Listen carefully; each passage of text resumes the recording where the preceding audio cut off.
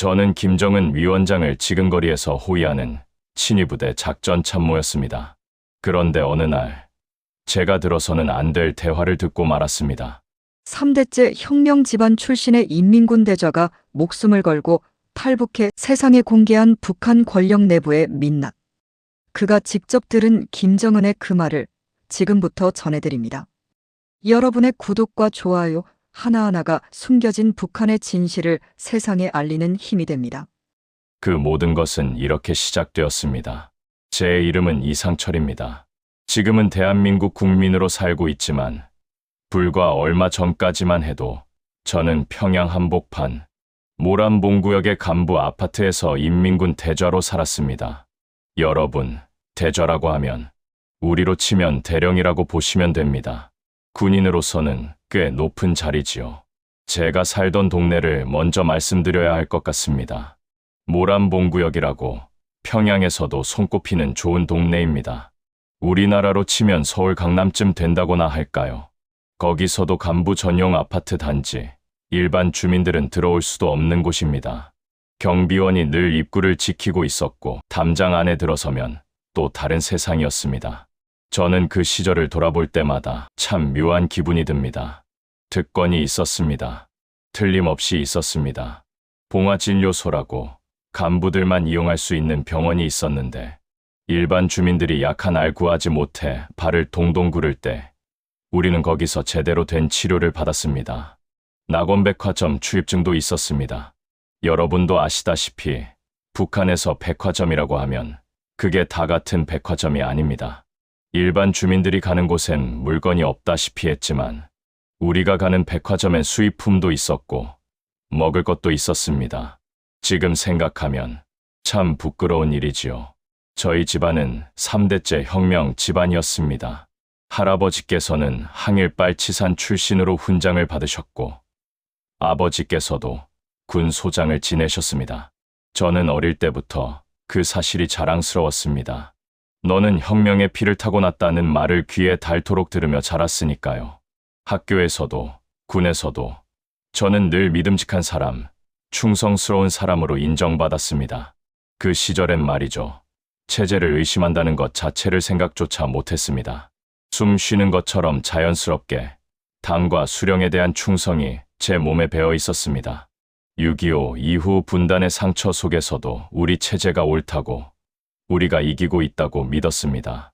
여러분도 아시다시피 어린 시절부터 그렇게 교육받으면 그게 세상의 전부가 되어버리는 겁니다.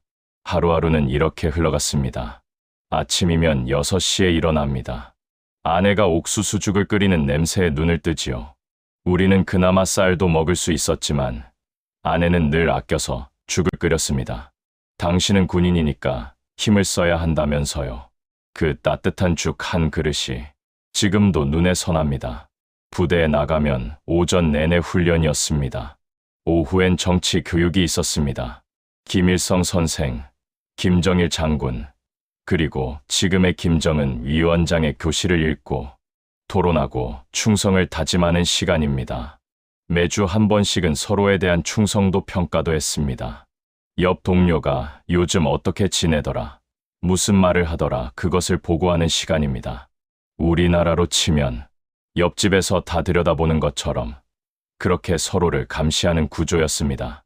당시 저는 그것을 이상하다고 생각하지 않았습니다. 오히려 당연하다고 여겼습니다. 불순분자를 솎아내는 것이 혁명 완성의 길이다.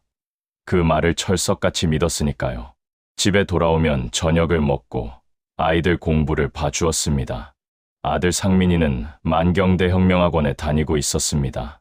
최고 엘리트 군인 자제들만 들어가는 학교입니다. 딸 상이는 중학교에서 늘 반장을 했지요.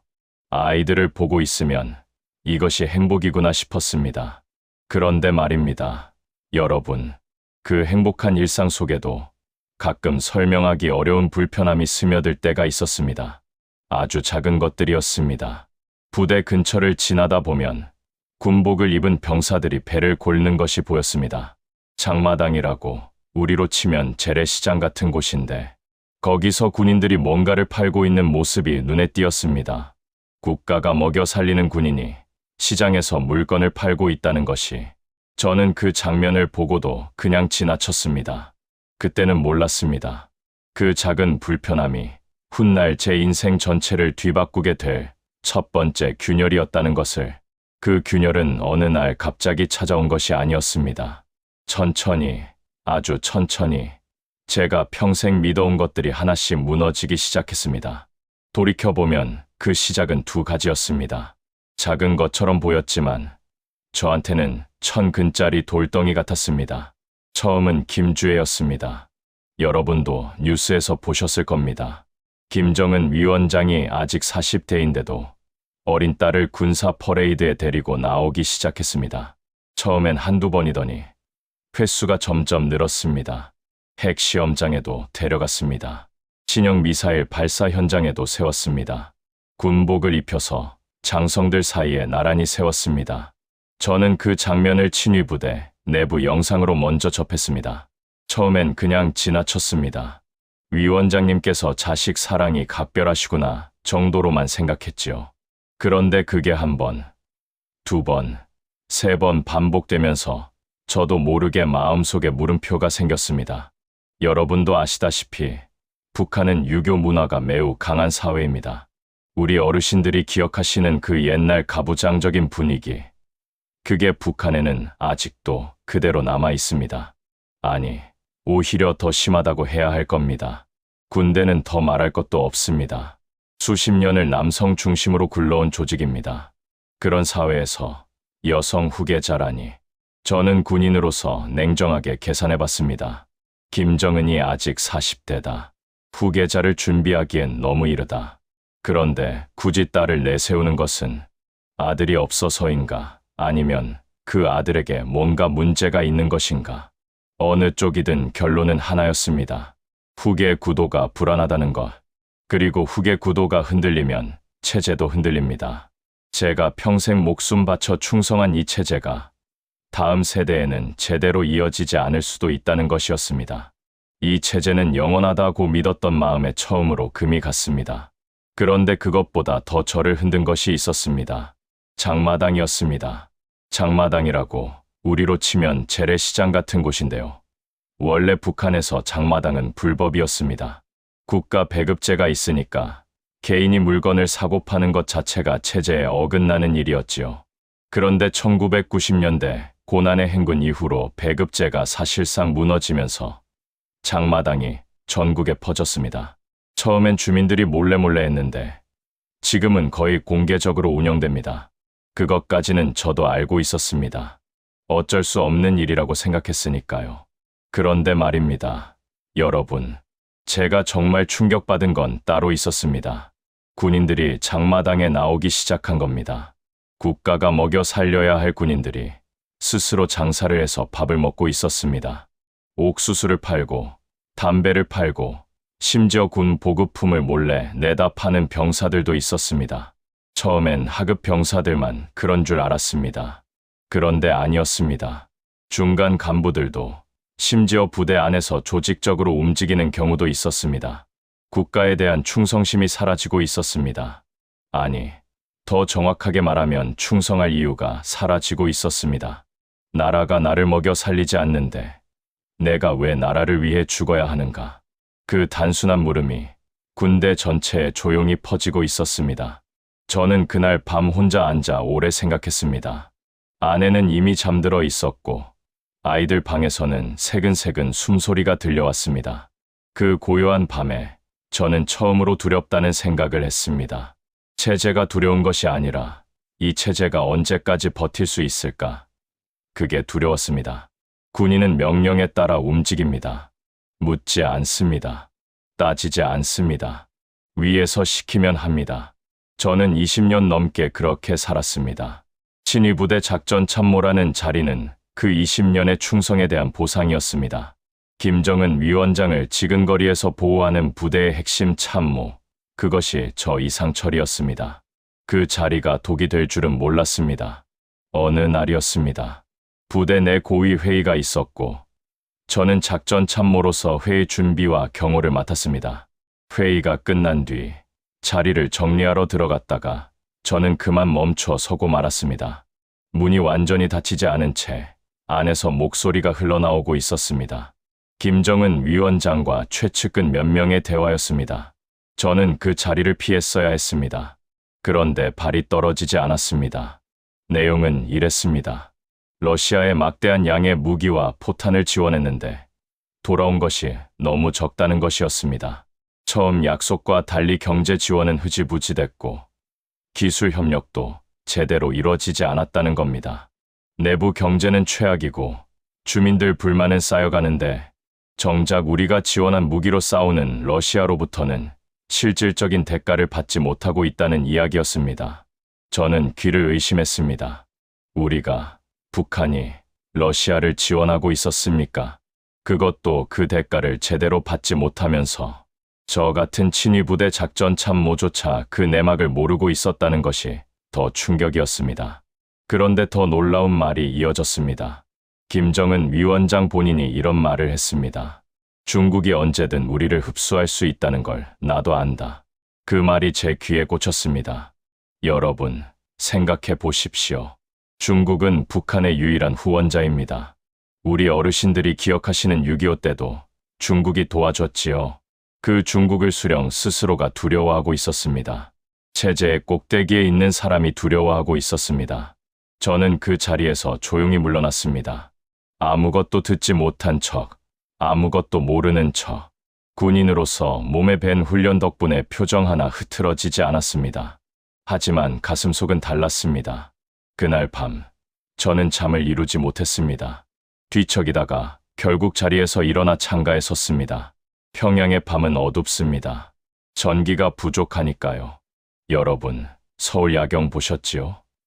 빛이 넘쳐나지 않습니까? 평양은 그 반대입니다. 수령의 동상 주변만 환하고 나머지는 어둠 속입니다. 그날따라 그 어둠이 유독 깊어 보였습니다. 나는 무엇을 위해 이 체제에 충성했는가? 할아버지의 훈장, 아버지의 군복, 내 대좌 계급장, 그 모든 것이 그날 밤 처음으로 무겁게 느껴졌습니다. 우리 가족 3대가 바친 충성의 대가가 고작 이것이었습니까? 안에서는 골마가고 밖에서는 이용당하고 정작 수령 본인은 두려움에 떨고 있는 이 체제를 위해서 아내가 걱정스러운 눈으로 물었습니다. 무슨 일 있어요? 저는 고개를 저었습니다. 말할 수 없었습니다. 이 이야기를 입 밖에 냈다가는 저뿐 아니라 아내도 아이들도 모두 끝입니다. 북한에서 이런 정보를 알고 있다는 것 자체가 죄가 됩니다. 알아서는 안 될 것을 알아버린 사람의 운명은 하나입니다. 사라지는 것입니다. 저는 그날부터 두 개의 얼굴로 살기 시작했습니다. 낮에는 변함없이 충성스러운 대좌, 밤에는 무너져 내리는 한 사람의 아버지로. 사람은 언제 모든 것을 버리기로 결심할까요? 저는 오래 생각했습니다. 한 번에 결심한 것이 아니었습니다.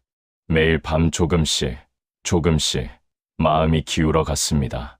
그러다가 한순간 더 이상 돌이킬 수 없는 지점에 서게 됩니다. 제게 그 순간은 내부 루트를 통해 한 장의 명단을 확인한 날이었습니다. 친위 부대 안에도 사람이 있고 정보가 흐릅니다.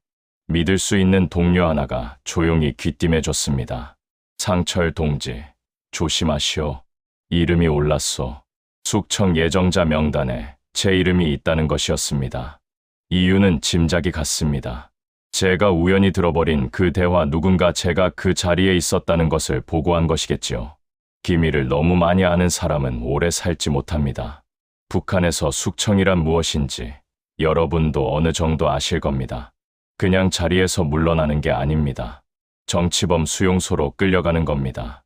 본인뿐 아니라 가족까지 연좌제라고 죄인의 가족도 함께 처벌하는 제도가 있습니다. 제가 끌려가면 아내도, 아들 상민이도, 딸 상희도 모두 끝입니다. 그날 밤 저는 아내 손을 잡았습니다. 말을 어떻게 꺼내야 할지 몰랐습니다. 한참을 망설이다가 그냥 손만 꼭 쥐었습니다. 아내가 이상하게 여기며 물었습니다. 왜 이래요? 오늘. 저는 그냥 웃었습니다. 그것이 제가 할 수 있는 전부였습니다. 결심은 이미 서 있었습니다. 혼자 먼저 나가야 합니다. 가족과 함께 움직이면 발각될 위험이 너무 큽니다. 먼저 한국에 들어가서 자리를 잡고 그 다음에 가족을 데려오는 것, 그게 최선이었습니다. 그렇게 하지 않으면 우리 가족 모두가 수용소에서 생을 마감할 수도 있었습니다. 떠나기 전날 밤, 저는 혼자 한 가지를 했습니다. 군복을 꺼내 반듯하게 개었습니다. 20년 넘게 입어온 군복이었습니다. 계급장을 손가락으로 천천히 짚어봤습니다. 대좌 계급장 이것을 달기 위해 얼마나 많은 날들을 바쳤던가요? 할아버지도 아버지도 이 군복을 입었습니다. 3대의 충성이 담긴 옷이었습니다. 저는 그것을 장롱 맨 위에 올려놓았습니다. 다시는 입지 않을 것을 알면서 새벽 4시였습니다. 아내는 잠들어 있었습니다. 아이들 방문 앞에 잠깐 섰습니다. 안으로 들어가지는 않았습니다. 들어갔다가는 발을 뗄 수 없을 것 같아서 문 너머로 숨소리만 들었습니다. 상민이의 조금 거친 숨소리, 상의의 가늘고 고른 숨소리, 그것을 가슴에 새겼습니다. 꼭 데려오겠다. 소리 내어 말하지는 않았습니다. 마음속으로만 했습니다. 그리고 문을 닫았습니다. 현관을 나서면서 돌아봤습니다. 평범한 아파트 현관이었습니다. 아내가 가꾼 작은 화분 하나가 신발장 위에 있었습니다. 그게 마지막으로 본 우리 집의 모습이었습니다. 어르신들, 가족을 두고 혼자 길을 나서는 마음이 어떤 것인지 자식을 키워보신 분들은 아실 겁니다. 그 새벽 제 발걸음이 얼마나 무거웠는지 지금도 그 무게가 발바닥에 남아있는 것 같습니다. 군인은 작전을 짭니다. 두려워도 흔들려도 일단 작전을 세우면 몸이 먼저 움직입니다. 20년 넘게 몸에 새겨진 훈련이 그렇게 만들었습니다. 저는 친위부대 작전 참모였습니다.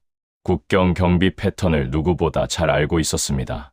어느 시간대에 순찰이 돌고 어느 구간에 감시 카메라가 있고 어느 지점에 허점이 있는지 그 지식이 이제 탈출을 위해 쓰이게 됐습니다. 함경북도 두만강 하류 특정 구간이었습니다. 강폭이 좁고 수심이 얕으며 순찰 간격이 다른 곳보다 긴 구간. 저는 그 정보를 머릿속으로 수없이 되새겼습니다. 날짜는 강물이 가장 낮아지는 시기를 골랐습니다. 시간은 새벽 2시에서 3시 사이 순찰대가 교대하기 직전, 경계가 가장 느슨해지는 틈이었습니다. D-Day가 됐습니다. 평양에서 함경북도까지는 며칠이 걸렸습니다. 군복을 벗고 낡은 인민복으로 갈아입었습니다. 가방 하나에 최소한의 것만 넣었습니다. 아내 사진 한 장, 아이들 사진 한 장, 그리고 쌀 조금과 현금. 그게 전부였습니다. 강가에 도착했을 때 7월이었는데도 새벽 강바람이 뼛속까지 파고들었습니다. 강 건너편이 중국이었습니다. 불과 몇십 미터 거리였습니다. 낮에 봤다면 돌을 던져도 닿을 것 같은 거리였겠지만 그 새벽엔 끝없이 먼 곳처럼 느껴졌습니다. 저는 강물에 발을 담갔습니다. 차가웠습니다. 생각보다 훨씬 차가웠습니다. 발목, 무릎, 허리까지 물이 차오를 때 숨이 탁 막혔습니다. 물살도 생각보다 셌습니다. 한 발 한 발, 돌바닥을 더듬으며 건넜습니다. 발이 미끄러질 때마다 심장이 내려앉았습니다. 그때 멀리서 중전등 불빛이 스쳤습니다. 순찰대였습니다. 예상 시간보다 일찍 나온 것이었습니다. 저는 그 자리에서 굳었습니다. 물속에 허리까지 잠긴 채 숨을 죽였습니다. 불빛이 가까워졌다가 방향을 틀었습니다. 몇 분이 지났는지 모릅니다. 어르신들, 그 몇 분이 몇 년처럼 느껴졌습니다. 불빛이 멀어졌습니다. 저는 다시 움직였습니다. 남은 거리를 건넜습니다. 중국 쪽 강둑에 손이 닿는 순간 저도 모르게 흙을 움켜쥐었습니다. 차갑고 축축한 흙이었습니다. 그게 그렇게 감사할 수가 없었습니다. 강둑에 올라와 무릎을 꿇었습니다. 평생 무릎을 꿇어본 적이 없었습니다. 수령 앞에서도 상관 앞에서도 군인은 무릎을 꿇지 않습니다. 그런데 그 새벽 이상철은 처음으로 중국 땅에 무릎을 꿇고 울었습니다.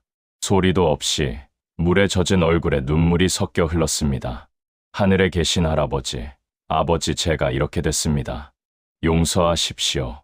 그리고 저 좀 살려주십시오. 가족한테 꼭 다시 돌아가게 해주십시오.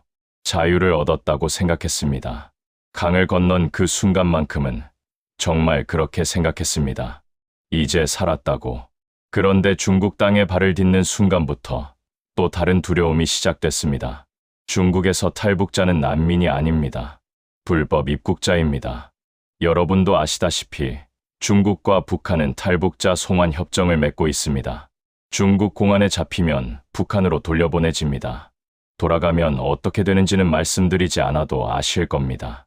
그러니 저는 단 하루도 마음을 놓을 수 없었습니다. 처음 며칠은 강 근처 산속에 숨어 지냈습니다. 연락책을 통해 조선족 마을로 연결이 됐습니다. 조선족이라고 중국에 사는 우리 동포들입니다. 같은 핏줄이라고 위험을 무릅쓰고 도와주신 분들이 있었습니다. 그 은혜는 평생 잊지 못합니다. 낡은 창고 한 켠을 내어주시면서 들키면 나도 끝이요. 조심하시오 하셨습니다. 그 말씀에 얼마나 눈물이 났는지 모릅니다. 그곳에서 저는 일을 해야 했습니다. 신분을 숨겨야 했으니 아무것도 물어보지 않는 곳에서 일해야 했습니다. 그게 식당 설거지였고 농사일이었습니다. 처음 일주일은 손바닥이 다 터졌습니다. 대좌로 20년을 산 손이 삽과 걸레를 잡는 데 익숙하지 않았습니다. 어르신들, 이런 말씀드리기 부끄럽지만 돼지우리 청소도 했습니다. 냄새가 진동을 해도 시키면 했습니다. 살아야 했으니까요. 밤이 제일 힘들었습니다. 낮에는 일에 집중하면 잡생각이 덜한데 밤이 되면 아내가 생각났습니다. 상민이가 생각났습니다. 상이가 생각났습니다. 지금쯤 집에 제가 없다는 걸 알았을 텐데 얼마나 무서울까. 아내 혼자 어떻게 버티고 있을까. 아이들한테 뭐라고 설명을 했을까. 한 달쯤 지났을 때였습니다. 조선족 교회를 통해 한국 선교사님을 소개받았습니다. 위험을 무릅쓰고 탈북자들을 돕는 분들이었습니다. 그분들을 통해 몽골로 가는 루트가 있다는 것을 알게 됐습니다. 두만강 중국 몽골 항구. 동남아 루트보다 거칠지만 발각 위험이 낮다고 했습니다. 선교사님이 조용히 물으셨습니다. 가족은요? 저는 아무 말도 못했습니다. 한참 있다가 겨우 대답했습니다. 먼저 자리를 잡아야 데려올 수 있습니다. 선교사님이 고개를 끄덕이셨습니다. 그리고 말씀하셨습니다. 하나님이 지켜주실 겁니다. 저는 그때까지 종교가 없었습니다. 수령만 믿고 살아온 사람이었으니까요. 그런데 그 말이 이상하게 위로가 됐습니다. 출발 날짜가 정해졌습니다. 몽골 국경까지 다시 길을 떠나야 했습니다. 아직 갈 길이 멀었습니다. 고비 사막이라는 곳을 아십니까? 중국 북쪽 끝, 몽골로 넘어가는 길목에 있는 사막입니다. 텔레비전에서나 보던 곳이었습니다. 모래가 끝없이 펼쳐진 그 사막을 제가 두 발로 걷게 될 줄은 꿈에도 몰랐습니다. 내몽골까지 가는데 보름이 걸렸습니다. 선교사님이 연결해 주신 안내인을 따라 야간 버스를 타고 화물차, 짐칸에 숨어 걷고 또 걸었습니다. 낮에는 움직이지 않았습니다. 감시가 있으니까요. 밤에만 이동했습니다. 며칠을 그렇게 하니 낮과 밤이 뒤바뀐 것 같았습니다. 드디어 사막 입구에 섰습니다. 일행은 저를 포함해 넷이었습니다. 안내인과 탈북자 셋, 서로 이름도 묻지 않았습니다. 괜히 알았다가 나중에 서로 위험해질 수 있으니까요. 그냥 묵묵히 앞 사람 발자국을 따라 걸었습니다. 첫날 밤은 그래도 견딜만 했습니다. 둘째 날부터가 문제였습니다. 낮에는 40도를 웃도는 더위였고 밤에는 기온이 뚝 떨어져 덜덜 떨었습니다. 사막이 이렇게 춥다는 것을 그때 처음 알았습니다. 물이 떨어져 가기 시작했고 입술이 갈라지고 발에 물집이 잡혔습니다. 셋째 날 밤, 저는 쓰러질 것 같았습니다. 다리가 말을 듣지 않았습니다. 발을 들려도 모래 속으로 푹푹 빠지는 느낌이었습니다. 대좌로 20년을 군에 있었어도 이런 환경에서 사흘을 버티는 것은 달랐습니다. 안내인이 쉬지 말고 가야 한다고 했습니다. 몽골 국경 순찰대가 새벽에 돌기 때문에 날이 밝기 전에 넘어야 한다고. 그때 저는 눈을 감고 얼굴 하나를 떠올렸습니다. 아내였습니다. 그 다음엔 상민이, 상희, 제 얼굴이 차례로 떠올랐습니다. 그 얼굴들이 말 그대로 저를 일으켜 세웠습니다. 다리가 아프다고 멈출 수 없었습니다. 이 사막에서 쓰러지면 그 얼굴들을 다시는 볼 수 없으니까요. 몽골 국경을 넘었습니다. 넘고 나서 어떻게 됐는지 솔직히 잘 기억이 나지 않습니다. 탈진해서 의식이 흐릿했습니다. 어느 순간 울란바토르 외곽의 민가에 있었고 따뜻한 국물 한 그릇을 받아 들었습니다. 몽골 말을 모르니 감사하다는 말도 제대로 못했습니다. 그냥 고개를 숙였습니다. 며칠 뒤 한국 대사관 앞에 섰습니다. 울란바토르 주재 대한민국 대사관이었습니다. 문 앞에 서는 순간 다리에서 힘이 빠졌습니다. 그 자리에 무릎을 꿇었습니다. 두만강에서도 울었는데 여기서 또 울었습니다. 이번엔 소리를 내어 울었습니다. 영사님이 나오셔서 어깨를 짚어주셨습니다. 어떻게 오셨습니까? 하고 물으셨습니다. 저는 겨우 한마디 했습니다. 가족을 데려오고 싶습니다. 그게 전부였습니다. 대한민국 땅에 가고 싶다는 말도 살려달라는 말도 아니었습니다. 가족을 데려오고 싶다는 것이 그때 제가 가진 유일한 소원이었습니다. 처음 한국 땅을 밟던 날을 잊지 못합니다. 인천공항에 내렸을 때 저는 한동안 그 자리에 서 있었습니다. 사람들이 바삐 지나쳐 갔습니다. 형형색색의 옷을 입고 각자 갈 곳이 있는 사람들. 그 평범한 풍경이 저한테는 낯설고 눈부셨습니다. 하나원이라는 곳에 먼저 들어갔습니다. 통일부에서 운영하는 탈북민 정착 교육기관입니다. 거기서 석 달을 지내며 대한민국 사회를 배웠습니다. 주민등록증 만드는 법, 은행 계좌 여는 법, 버스 타는 법. 우리 어르신들이 당연하게 아시는 것들을 저는 처음부터 배워야 했습니다. 처음엔 마트에 갔다가 한참을 그 자리에 서 있었습니다. 물건이 넘쳐났습니다. 쌀 하나에도 수십 가지 종류가 있었습니다. 과자 코너에서는 어디서부터 봐야 할지 몰랐습니다. 평양 낙원백화점이 특권층을 위한 특별한 곳이었는데 여기서는 누구나 이 풍요로움을 누릴 수 있었습니다. 저는 라면 하나를 집어들고 한참 들여다봤습니다. 이게 진짜 자유구나 싶었습니다. 말투도 달랐습니다. 음식 맛도 달랐습니다. 북한 말과 남한 말이 같은 우리말인데 쓰는 단어가 달라서 처음엔 반쯤은 못 알아들었습니다. 음식도 달았습니다. 북한 음식은 짜고 담백한데 여기 음식엔 설탕이 많이 들어간다고 느꼈습니다. 그래도 같은 민족이니까 김치 맛만큼은 똑같았습니다. 그게 이상하게 위로가 됐습니다. 한국에 온 지 10달이 지난 어느 날이었습니다. 선교사님을 통해 연락이 왔습니다. 아내와 상의가 움직이고 있다고. 저는 그날부터 잠을 못 잤습니다. 제발 무사히 오기를 매일 밤 빌었습니다. 북한에서는 수령한테 충성을 맹세했는데 한국에 와서는 날마다 하늘에 기도하는 사람이 됐습니다. 2달이 더 지났습니다. 아내와 상의가 한국에 도착했다는 연락을 받은 날 저는 전화를 받고 그 자리에 주저앉았습니다. 하나원 면회실에서 다시 만났을 때 아내는 많이 여위어 있었습니다. 상의는 훌쩍 커 있었습니다. 셋이서 한참을 아무 말도 못하고 그냥 울었습니다. 아들 상민이는 아직 북에 있습니다.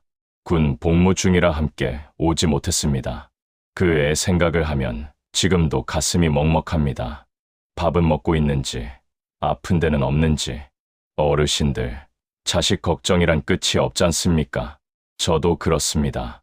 지금 저는 탈북민 지원 단체에서 봉사를 하고 있습니다. 군인이었던 제가 이제는 새로 오는 탈북민들 곁에서 괜찮다, 잘 왔다고 말해주는 사람이 됐습니다. 그게 지금 제가 할 수 있는 일입니다. 여러분, 저는 통일을 간절히 바랍니다. 우리 어르신들이 살아오신 그 세월 분단의 아픔을 온몸으로 겪으신 세대가 아직 살아 계십니다. 제발 그분들 살아 계신 동안 우리 세대에는 통일을 봤으면 합니다. 그날이 오면 저는 상민이 손을 잡고 고향 평양에 가고 싶습니다.